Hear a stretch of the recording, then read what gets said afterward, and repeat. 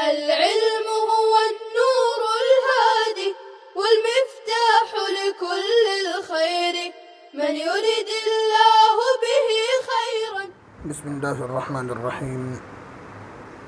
الحمد لله رب العالمين والعاقبة للمتقين والصلاة والسلام على سيد الأنبياء والمرسلين نبينا محمد وعلى آله وصحبه وعلى من تبعهم بإحسان إلى يوم الدين وبعد.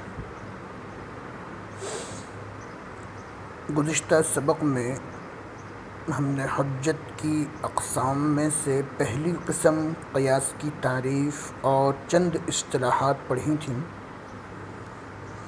ان اصطلاحات کو دوبارہ دہرا لیتے ہیں تاکہ اگلا سبق سمجھنے میں دشواری نہ ہو. گزشتہ سبق میں اصطلاحات یہ آئی تھیں کہ جن دو قضیوں کو مان لینے کے بعد ایک تیسرا قضیہ ماننا ضروری ہوتا ہے، اس تیسرے قضیے کو نتیجہ قیاس کہتے ہیں.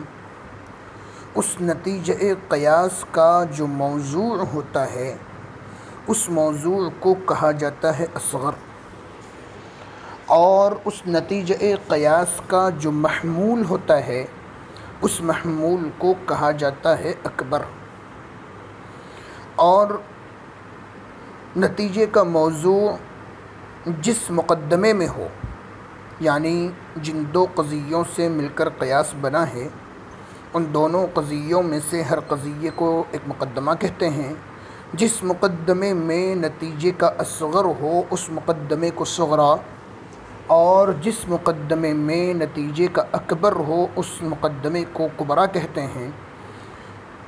گزشتہ سبق میں ایک بات یہ بھی آئی تھی کہ نتیجہ نکلتا ہے حد اوسط کو حذف کر دینے سے.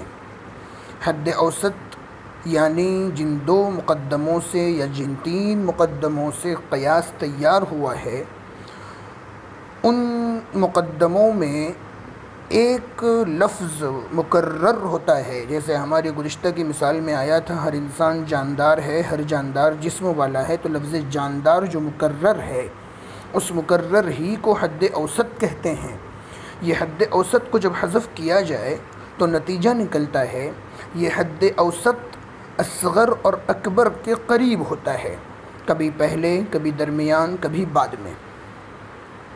حد اوسط جس انداز پر بھی ہو، کبھی وہ پہلے آ جاتا ہے، کبھی وہ درمیان میں آ جاتا ہے، کبھی وہ بعد میں آتا ہے، کبھی ایک مقدمے میں پہلے ہوتا ہے، کبھی ایک مقدمے میں بعد میں ہوتا ہے، علی اختلاف.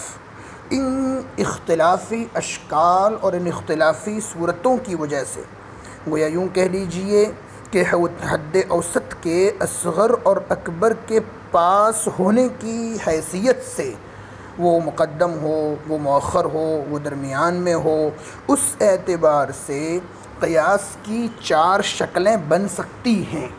ان چار شکلوں کا بیان یہاں کیا جا رہا ہے، اور انہی چار شکلوں سے نتیجہ کس طرح نکلے گا وہ نتیجہ نکالنا بھی یہاں بتایا جا رہا ہے. ویسے تو گزشتہ سبق ہی میں بتا دیا گیا تھا کہ حد اوسط کو حذف کریں گے نتیجہ خود بخود نکل آئے گا. اور دوسری ایک چیز وہاں یہ بھی بتائی گئی تھی کہ اگر دونوں موجبہ ہوں تو نتیجہ موجبہ نکلے گا، ایک موجبہ ایک سالبہ ہو تو نتیجہ سالبہ نکلے گا، دونوں کلیہ ہوں تو نتیجہ کلیہ نکلے گا، اور اگر ایک کلیہ اور ایک جزئیہ ہو تو نتیجہ جزئیہ نکلے گا. دیکھتے ہیں آج کے سبق میں قیاس کی چار شکلیں. شکل قیاس کی وہ ہیئت ہے جو حد اوسط کے اصغر اور اکبر کے پاس ہونے سے حاصل ہوتی ہے. اصغر اور اکبر کے ساتھ حد اوسط جس طریقے سے بھی لگے گا اس طریقے کو سامنے رکھتے ہوئے، یا جس جگہ پر بھی لگے گا اس جگہ کو سامنے رکھتے ہوئے یہ قیاس کی چار شکلیں بتا رہے ہیں. پہلی شکل جس میں حد اوسط صغرا میں محمول اور کبرا میں موضوع ہو. ہماری پیچھے والی مثال جو بہت ہی آسان بھی ہے اور آگے چل کر کے یہ بتائیں گے کہ پہلی شکل زیادہ مستعمل بھی ہے، جس میں حد اوسط صغرا میں محمول اور کبرا میں موضوع ہو. جیسے ہر انسان جاندار ہے اور ہر جاندار جسم والا ہے. دیکھیے نتیجہ نکلا کہ ہر انسان جسم والا ہے۔ نتیجے کا موضوع انسان اصغر، نتیجے کا موضوع جسم والا اکبر۔ اب اصغر جہاں ہو وہ صغرا، پہلا مقدمہ ہر انسان جاندار ہے۔ اکبر جہاں ہو وہ کبرا، دوسرا مقدمہ ہر جاندار جسم والا ہے۔ اور حد اوسط جو ہے جاندار وہ پہلی مثال میں صغرا ہے، پہلی مثال میں محمول ہے اور دوسری مثال میں موضوع ہے۔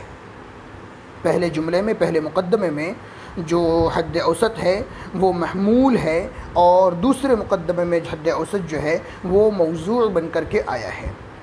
دوسری شکل ہم حوض تمرین کے ذریعے سے کچھ اس کو سمجھنے کی بھی کوشش انشاءاللہ العزیز اگر وقت رہا تو کریں گے، ورنہ آپ لوگ ماشاءاللہ تمرین حل کرنے کے عادی الحمدللہ ہیں۔ امید کرتے ہیں کہ آئندہ بھی ایسے ہی استقامت کے ساتھ اپنا کام کرتے رہیں گے۔ دوسری شکل وہ ہے جس میں حد اوسط صغرا اور کبرا دونوں میں محمول ہوں۔ بہت ہی اچھے طریقے سے فرق دھیان رکھیں گے۔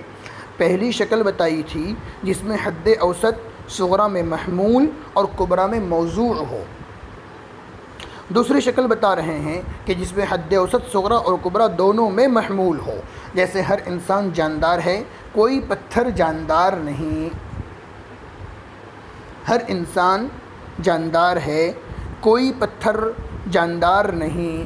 اب چونکہ ہمیں نتیجہ نکالنا ہے اور نتیجہ نکالنے میں ہمیں ایک چیز تو یہ دھیان رکھنی ہے کہ حد اوسط حذف کرنا ہے۔ اب دونوں جگہ میں حد اوسط جاندار ہے، اس کو حذف کر دیا۔ دوسری چیز ہمیں یہ دھیان رکھنی ہے کہ ایک موجبہ اور دوسرا سالبہ ہو تو نتیجہ سالبہ نکلتا ہے، لہذا یہاں پر ہمیں بنانا پڑے گا کہ کوئی انسان پتھر نہیں ہے، یہ بن گیا اس کا نتیجہ۔ تیسری شکل وہ ہے جس میں حد اوسط صغرا اور کبرا دونوں میں موضوع ہو۔ یاد رکھنا بھی بہت آسان ہے۔ پہلی شکل جس میں حد اوسط صغرا میں محمول، کبرا میں موضوع۔ دوسری شکل دونوں میں محمول، تیسری شکل دونوں میں موضوع، جیسے ہر انسان جاندار ہے اور بعض انسان لکھنے والے ہیں۔ نتیجہ نکلے گا بعض جاندار لکھنے والے ہیں۔ کیوں ایسا؟ اس لیے کہ یہاں پر حد اوسط جو ہے وہ انسان ہے۔ پہلے مقدمے میں بھی انسان کا لفظ آیا، دوسرے مقدمے میں بھی انسان کا لفظ آیا، اس کو ہم نے حذف کر دیا تو بچ گیا جاندار اور لکھنے والے۔ پہلا قضیہ کلیہ ہے اور دوسرا قضیہ جزئیہ ہے، اور ہم نے پیچھے پڑھا کہ جب ایک مقدمہ یہ کلیہ ہو اور دوسرا مقدمہ یہ جزئیہ ہو تو نتیجہ جزئیہ کی شکل میں آتا ہے، تو نتیجہ نکلے گا بعض جاندار لکھنے والے ہیں۔ یہ نتیجہ نکل آیا۔ حد اوسط پہلے قضیے میں یعنی صغرا میں بھی موضوع ہے اور حد اوسط یہ کبرا میں بھی موضوع ہے۔ چوتھی شکل وہ ہے جس میں حد اوسط صغرا میں موضوع اور کبرا میں محمول ہو، جیسے ہر انسان جاندار ہے اور بعض لکھنے والے انسان ہیں۔ پہلی شکل کا بالکل عکس ہے۔ حد اوسط صغرا میں موضوع ہو، پہلی شکل میں آیا تھا حد اوسط صغرا میں محمول ہو، اور کبرا میں محمول ہو، پہلی شکل میں آیا تھا کہ کبرا میں موضوع ہو۔ بعض لکھنے والے انسان ہیں، کبرا، بس نتیجہ نکلے گا کہ بعض جاندار لکھنے والے ہیں۔ ہمارے محشی ایک بہت اچھی طریقے سے ایک بات سمجھا رہے ہیں، سہل طریقے سے یوں سمجھ لیجئے کہ اگر حد اوسط صغرا کبرا دونوں میں محمول ہو تو شکل ثانی، صغرا کبرا دونوں میں موضوع ہو تو شکل ثالث، صغرا میں محمول کبرا میں موضوع ہو تو شکل اول، اور اس کا الٹا شکل رابع ہے۔ یہ یاد کرنے کے لیے ایک آسان سا طریقہ ہے۔ امید کرتے ہیں کہ یہ چاروں شکلیں بہت آسانی کے ساتھ سمجھ میں آ رہی ہوں گی۔ اب ہم دیکھ لیتے ہیں تھوڑا سا تمرین میں ان چاروں شکلوں کا انطباق کرتے ہیں۔ ہر انسان ناطق ہے اور ہر ناطق جسم ہے۔ دیکھ رہے ہیں ناطق دو جگہ پر آیا ہے، صغرا میں محمول کی جگہ پر اور کبرا میں موضوع کی جگہ پر۔ یہ ہماری شکل اول ہے۔ دوسری مثال، ہر انسان جاندار ہے، کوئی جاندار پتھر نہیں ہے۔ ظاہر سی بات ہے کہ یہاں پر بھی وہی چیز ہے جو اوپر آئی کہ جاندار جو ہے وہ صغرا میں محمول ہے اور کبرا میں موضوع ہے۔ بعض جاندار گھوڑے ہیں اور ہر گھوڑا ہنہنانے والا ہے۔